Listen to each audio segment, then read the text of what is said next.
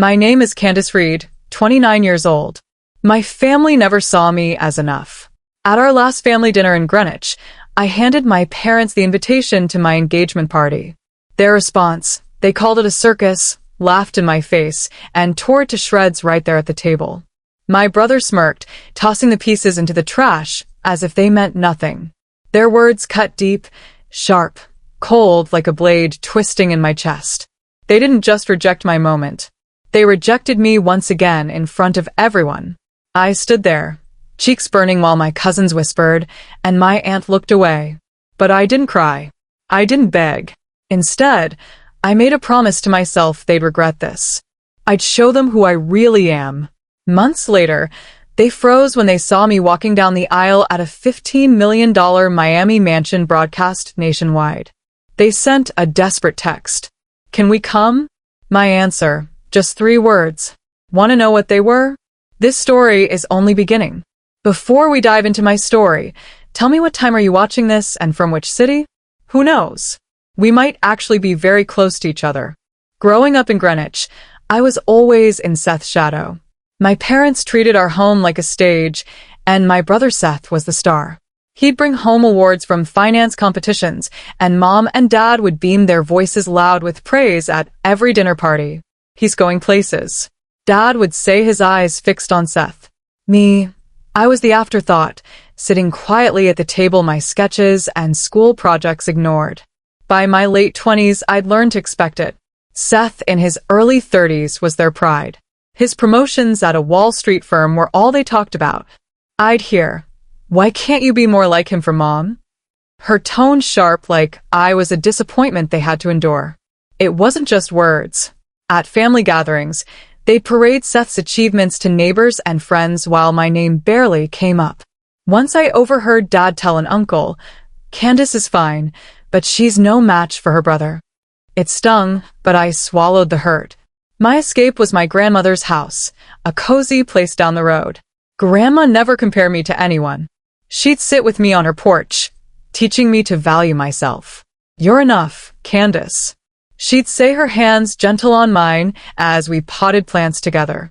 She passed away years ago, but her words stuck. They were my anchor when Mom's criticism cut deep, or when Seth's smug glances made me feel small. School wasn't much better. Seth was the golden boy captain of the debate team, always in the spotlight. I tried joining art clubs, pouring my heart into designs, but my parents never showed up to my exhibitions. "We're busy with your brother's events." Dad would shrug like it was nothing. I remember one Christmas I spent weeks making a scrapbook of family memories. When I gave it to Mom, she glanced at it, then set it aside to gush over Seth's new job offer. That moment broke something in me. I stopped trying to win their approval. But I didn't give up on myself. Late at night, I'd sketch ideas for my future designs for home spaces where people could feel seen.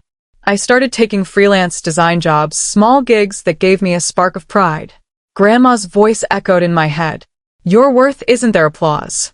Slowly, I built confidence piece by piece, even as my parents' voices tried to tear it down. Seth's success never let up. He'd call from New York, bragging about his latest deal, and Mom would put him on speaker, her laughter filling the house. I'd sit in my room, headphones on, drowning it out. One summer, I overheard my parents planning a party for Seth's latest promotion. I wasn't invited to help plan, of course. Candace wouldn't understand, Mom said to a friend on the phone. I stood frozen in the hallway, my chest tight. But instead of crying, I felt a fire ignite. I promised myself I'd create something they couldn't ignore. Grandma had always believed in me, and I wasn't going to let her down. That resolve carried me forward, even when my parents' words made me doubt myself.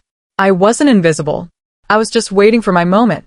When I met Jonathan, everything changed except my family's attitude. I was working late at a freelance design gig sketching layouts for a client's beach house when my fiancé Jonathan walked into the coffee shop where I'd set up my laptop. He was unassuming with a quiet smile and a backpack slung over one shoulder. We started talking about architecture, and his ideas about tech-driven design sparked something in me. For the first time in years, I felt seen. Jonathan was a software engineer, always tinkering with apps, but he never bragged. His humility drew me in a stark contrast to the world I'd grown up in, where Seth's ego filled every room. I introduced Jonathan to my parents a few months later at their Greenwich home. I'd hoped for a flicker of approval, but Mom's face soured the moment she saw him. "A coder," she said, her voice dripping with disdain. "Candace, he's a failure compared to your brother." Dad didn't even look up from his phone, muttering, "Stick with someone on Seth's level." Seth, lounging on the couch, let out a laugh that cut through me. I clenched my fists, forcing a smile, but inside I was seething. Jonathan squeezed my hand under the table, his calm grounding me. That night, I lay awake, their words replaying like a bad song. I wasn't going to let them ruin this. My best friend Renee came over the next day. She'd known me since college, always ready with a joke or a hug when I needed it. Sitting on my couch, she listened as I poured out my frustration. "They don't get to define you," Renee said, her voice firm. "You and Jonathan are building something real. Show them." Her words hit hard, echoing Grandma's lessons about self-worth. Renee didn't just listen. She jumped in to help me plan a secret engagement party. We decided to keep it small, just close friends at a rented villa in Greenwich. I wanted it to be hours free from my family's judgment. Planning the party was my rebellion. I spent weeks picking a venue, a sleek, modern space with high ceilings, and worked with Renee to design invitations that reflected my style. Clean lines, bold colors. We kept the guest list tight, excluding my parents and Seth. I didn't want their sneers ruining the night. Renee handled the catering, calling and favors from local chefs she knew from her event planning job. "This is your moment," she told me, her eyes bright with excitement. I felt a surge of gratitude, but also a pang of fear.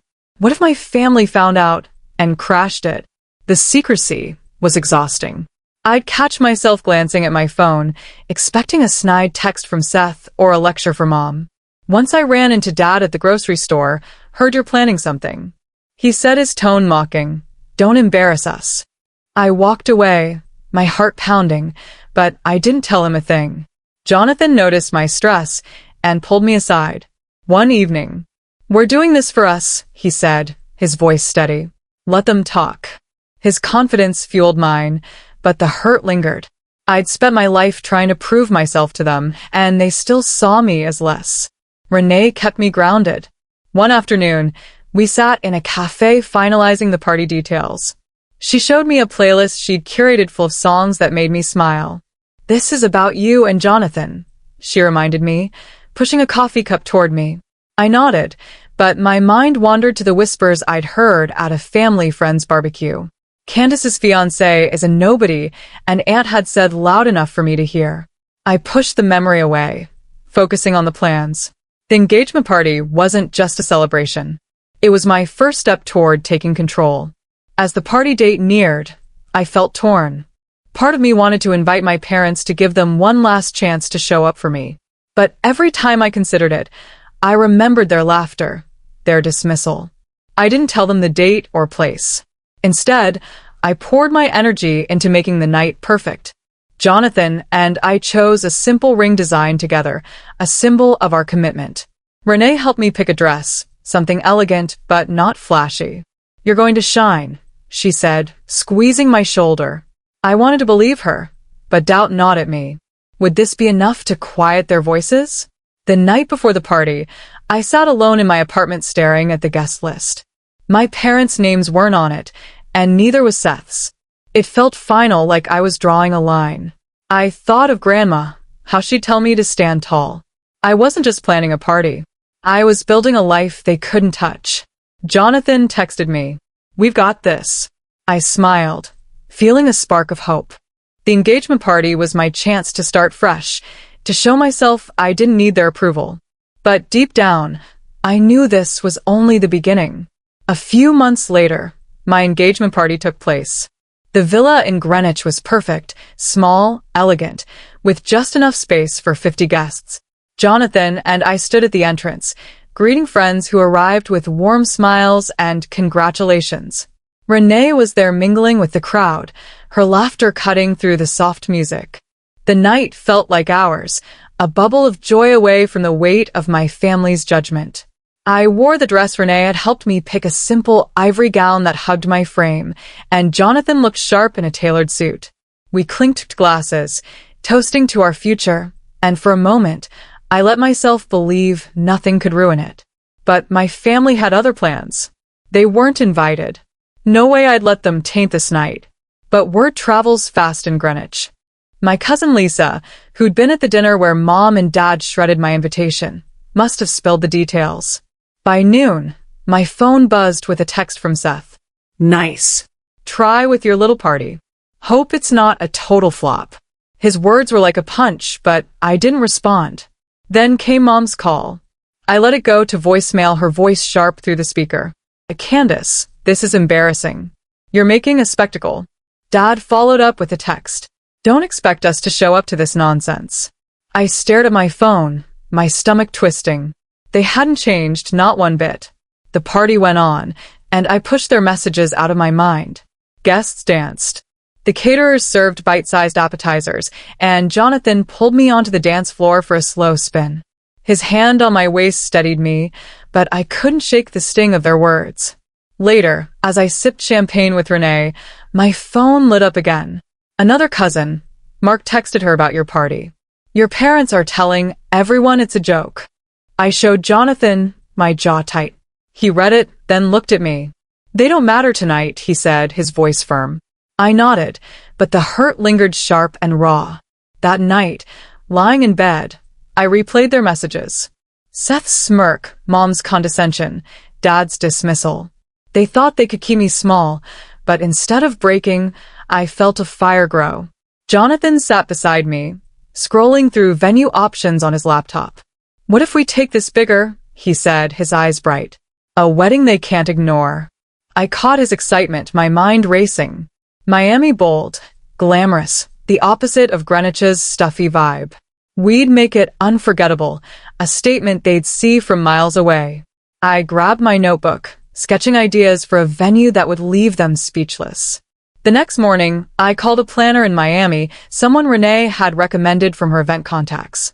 She described a $15 million mansion, all glass and ocean views, perfect for a spectacle.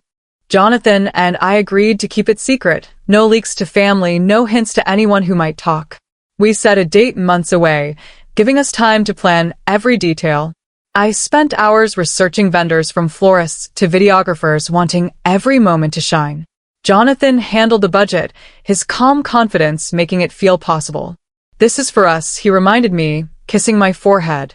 I smiled, but inside I was plotting more than a wedding. It was my chance to flip their narrative. Seth kept texting, each message dripping with sarcasm. "Heard you're planning something else.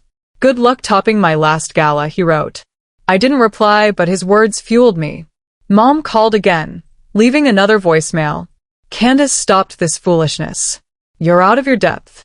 I deleted it without listening to the end. Their doubt only made me more determined. I met with a Miami planner over video calls, finalizing a guest list that included Jonathan's colleagues and a few local influencers. We wanted it big, public, undeniable. One evening, Jonathan showed me a contract for a media company to film the wedding. "Let's make it national," he said, a grin spreading across his face. My heart raced at the thought my parents and Seth seeing me on screens across the country. I imagined their faces frozen in shock and felt a thrill, but doubt crept in too. What if they tried to sabotage it? I pushed the fear aside, focusing on the plans, the mansion, the cameras, the guest list. It was all coming together. Renee stopped by to drop off a sample menu, chatting about her own work, but steering clear of my family drama. She was there as a friend, not a counselor, and I appreciated the space. By the end of the month, we had a vision, a wedding that would echo beyond Greenwich, a moment where I'd stand tall. I looked at Jonathan, his steady presence my anchor, and knew we were building something bigger than their judgment. The engagement party had been my first step. The wedding would be my triumph. As we planned the wedding, a news report shook Greenwich. I was in my apartment reviewing floral designs for the Miami mansion when Jonathan called me over to his laptop. A local news channel was airing a bombshell. Seth, the golden child of our family, had been exposed for faking his MBA to climb the ranks at his Wall Street firm. The reporter, a sharp-voiced woman, laid at all bare-forged transcripts of fabricated degree from a top university, even doctored emails to secure his latest promotion. I sat frozen, the screen's glow reflecting in my eyes. Seth's polished image, the one my parents had built their pride around, was crumbling in real time. The report didn't stop there. It detailed how Seth's firm, a major player in finance, had trusted his credentials for years. His corner office, his six-figure bonuses, all built on a lie. Clients had lost confidence, and the firm's stock dipped overnight. By the end of the segment, the news ticker confirmed it. Seth had been fired effective immediately. A lawsuit was coming too, with the company alleging reputational damage and breach of contract. I looked at Jonathan, my heart racing. "He's done," I whispered.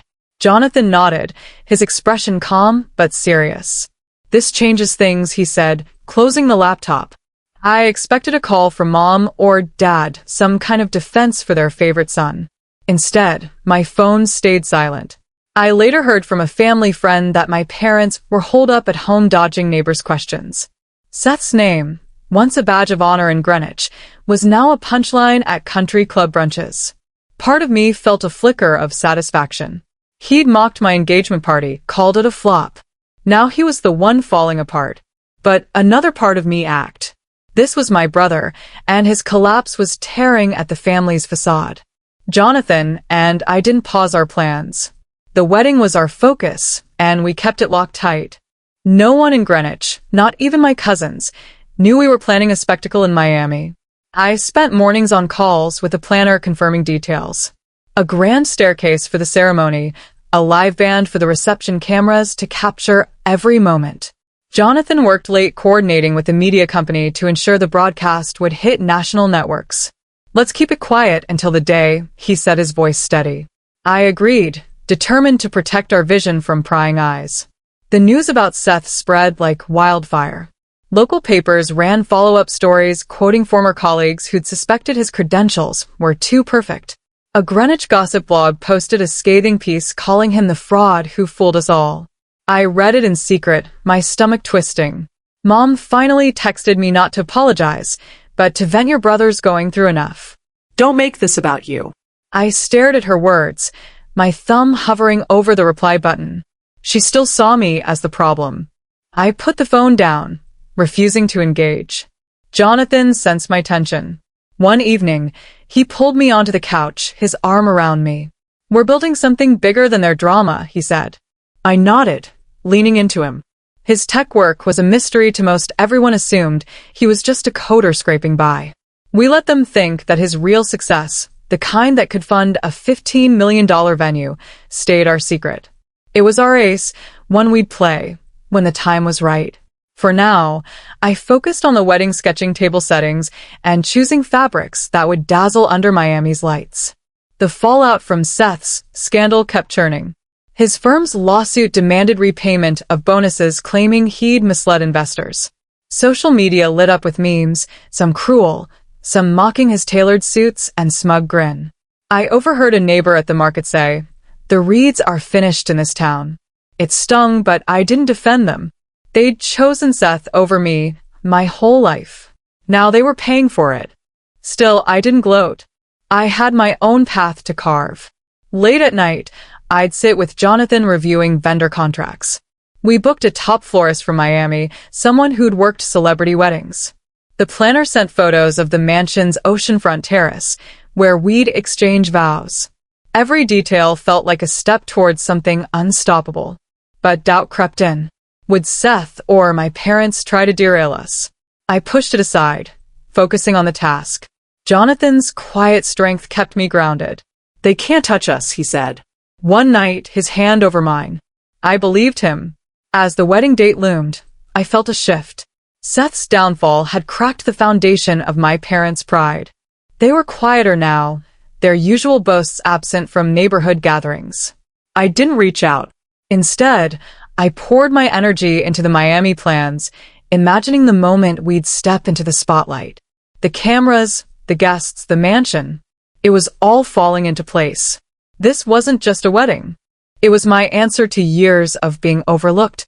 A week before the wedding, I got a letter from Benjamin Hole. It arrived in a crisp envelope, the kind that screams importance, addressed to me in careful handwriting. Benjamin Hole. My grandmother's lawyer had tracked me down at my Greenwich apartment. I opened it with Jonathan by my side, my hands trembling. The letter revealed something I never expected. My grandmother Ellen had left me a fortune in her will, a waterfront property in Connecticut, and a substantial investment fund. My parents had hidden it for years, claiming the estate was tied up in legal issues. Benjamin's words were blunt. Mom and Dad had forged documents to keep it from me, funneling the income to themselves. I sat back, my breath catching. Grandma had always believed in me. Her quiet support a lifeline through my childhood. To know she'd planned this for me only for my parents to bury it felt like a betrayal sharper than any of their words.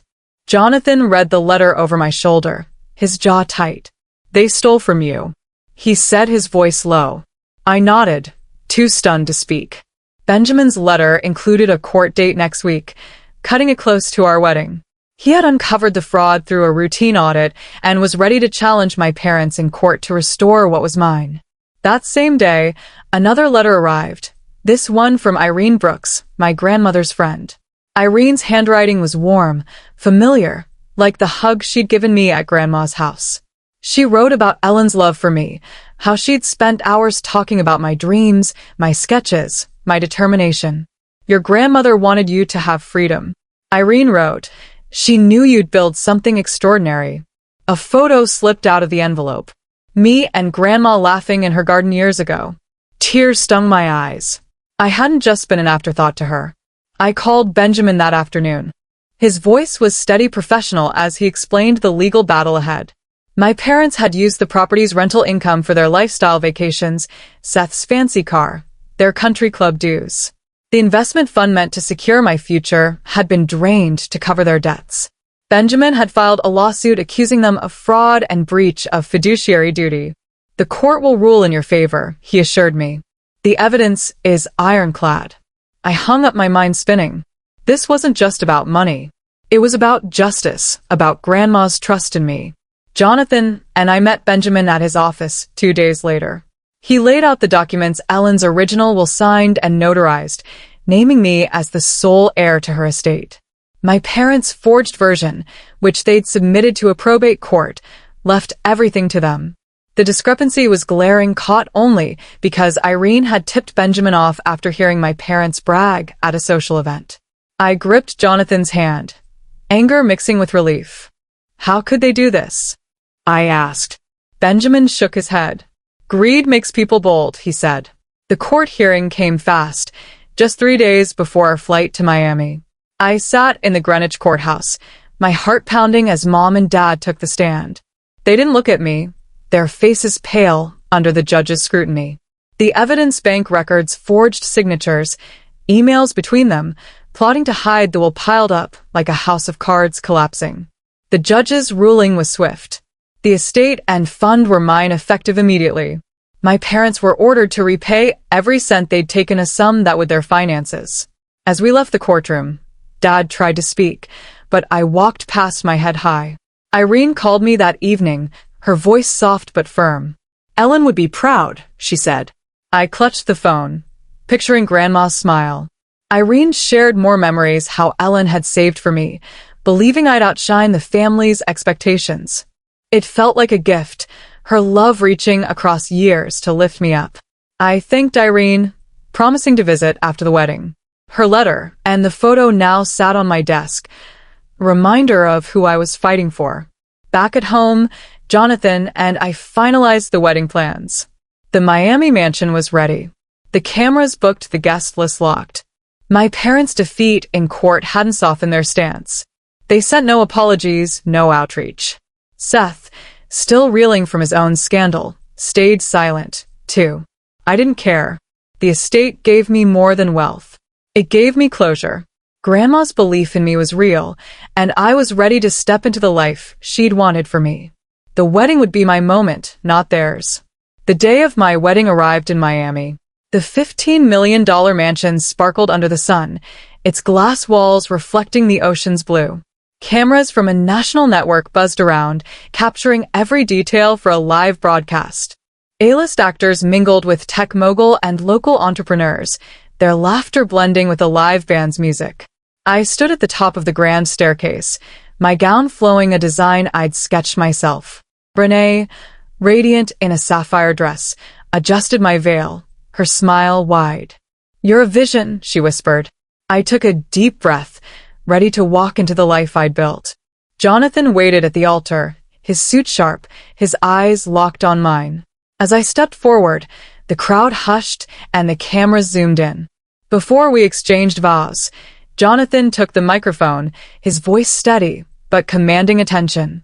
"I've let people assume I'm just a coder," he said, a grin breaking through. "But I'm the CEO of a tech firm that just went public last month." Gasps rippled through the guests. He'd kept it quiet, even from me, until the deal was sealed, a multi-billion-dollar valuation. My parents had called him a failure, but here he was, outshining their wildest dreams.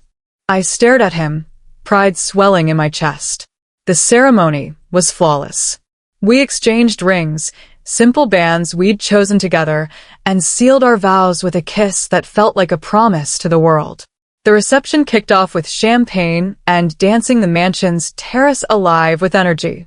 Renee pulled me onto the dance floor, spinning me until I laughed so hard I could barely breathe. The cameras caught every moment, beaming our joy to screens across the country. I felt unstoppable, like Grandma's belief in me had come full circle. Back in Greenwich, my parents and Seth were watching. I didn't know it until my phone buzzed mid-reception, tucked away in my clutch. A text from Mom. "Can we come?" Then another from Dad. "Can we come? Let's talk." Seth's message was shorter. "Can we come?" I stared at the words, my heart pounding. They weren't there when I needed them. When they tore up my invitation, mocked my engagement, or hid Grandma's will. Now, seeing me on TV, surrounded by wealth and success, they wanted in. I handed the phone to Jonathan. My hands steady. He read the messages. His jaw tight, then nodded. "Your call," he said. I typed 3 words. "You're not invited." I sent it to all 3, then blocked their numbers. No hesitation, no second thoughts. The weight of their judgment, their betrayal lifted with each tap. I slipped the phone back into my clutch and returned to the dance floor, joining Jonathan under the twinkling lights. The crowd cheered as we swayed, the cameras still rolling. I didn't need their approval anymore. This moment, this life was mine. As the night wound down, guests toasted to our future. A famous actress clinked her glass, praising my gown's design. A tech billionaire pulled Jonathan aside, talking deals. Renee hugged me, whispering, "You did it." I smiled, thinking of the waterfront property and investment fund now in my name. Thanks to Benjamin's work, the wealth was nice, but the real victory was standing here free from my family's shadow. I'd built this with Jonathan, with Grandma's love as my foundation. The broadcast ended with a shot of us waving from the terrace, the ocean behind us. Social media exploded clips of Jonathan's speech. My walk down the aisle, our kiss. Friends texted congratulations. Strangers posted praise. Somewhere I knew my parents and Seth were watching, their pride shattered. They dismissed me as a disappointment, but I'd turn their circus into a triumph. I didn't gloat. I didn't need to. The world had seen who I was. Jonathan pulled me close as the last guests left. "We're just getting started," he said, his voice warm. I nodded, my heart full. The mansion glowed around us, a symbol of everything we'd created. I thought of Grandma, her words echoing, "You're enough." She was right. I'd walked away from their toxicity, built a life that shone brighter than their doubts. Cutting them off wasn't revenge. It was freedom. 6 months later, I stood on a stage in Greenwich. The auditorium was packed, cameras rolling for a televised awards gala. I gripped the podium, my heart steady as the host announced me as the recipient of the Creative Entrepreneur Award. My interior design firm, built from late-night sketches and relentless hustle, had caught the eye of industry leaders. The spotlight felt warm, a stark contrast to the shadows I'd lived in for years. I adjusted my tailored blazer, took a breath, and began my speech. I grew up in a family that never saw me. I said, my voice clear. They called me a disappointment, a failure. While praising someone else's lies, the audience leaned in the weight of my words sinking deep. I spoke of my journey, pushing past their scorn, finding strength in my grandmother's belief, and building a life on my own terms. Self-respect isn't given, I told them. You claim it, and when you do, you hold others accountable for their actions. The crowd erupted in applause, their cheers drowning out the echoes of my parents' doubts. Off stage, Jonathan squeezed my hand, his pride evident. My firm's success, now splashed across design magazines, was ours to share. I didn't mention Seth by name, but everyone in Greenwich knew his story. His fraud had unraveled further with lawsuits piling up from his former firm and clients. Court rulings barred him from working in finance. His reputation shredded. Whispers in town said he was jobless, living off borrowed money, a ghost of his former swagger. I felt no joy in his fall, only a quiet resolve to keep moving forward. My parents faced their own reckoning. Greenwich's tight-knit elite had turned their backs, their invitations to galas and brunches drying up. Neighbors gossiped about their role in hiding my grandmother's will. Their greed laid bare in court records. A friend told me Mom and Dad spent their days in their too-big house, regret settling over them like dust. They tried reaching out after the wedding, but my blocked numbers stayed blocked. Their consequences were their own. The gala ended with a standing ovation. I stepped off the stage, my award heavy in my hands, a symbol of everything I'd fought for. Jonathan pulled me close, whispering, "You've redefined success." I smiled, thinking of the waterfront property I'd turned into a design studio, the investment fund now fueling my projects. My work wasn't just about beauty. It was about proving your worth, no matter who tries to diminish it. Your worth isn't defined by those who overlook you. Actions have consequences. I learned that through every slight, every betrayal, I stood up not just for me, but for the girl who felt invisible, the woman who refused to stay small. Thank you for staying with my story. Your support means everything. Share your thoughts below. Have you ever stood up for your